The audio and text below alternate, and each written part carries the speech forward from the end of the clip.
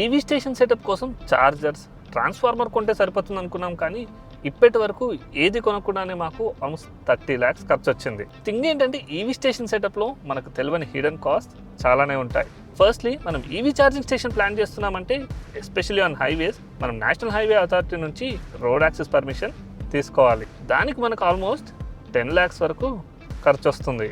Secondly మన site 3 to 4 feet డౌన్లో ఉండడంతో land filling, compound wall, bore, DTCP permissions, architect fees అని almost మనకు 20 lakhs వరకు ఖర్చు వచ్చింది. అండ్ ఇంతకుముందు రీల్స్లో చెప్పినట్టు ఈవీ స్టేషన్ సెటప్లో మోస్ట్ ఇంపార్టెంట్ థింగ్ మన ల్యాండ్ నుంచి 11 kV లైన్ వెళ్తుందా లేదా అని చూసుకోవడం. లేకపోతే మళ్ళీ అది ఒక హ్యూజ్ ఎక్స్పెన్స్. అండ్ దానికి తోడు చార్జర్స్కి కెనోపీ, ఫ్లోరింగ్ అండ్ హైవే మీద విజిబిలిటీ కోసం ఈ రేంజ్ సైన్ బోర్డ్ లేనిది మార్కెట్ చేసుకోవడం కష్టం.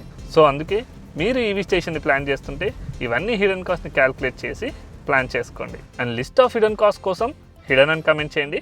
Will send PDF.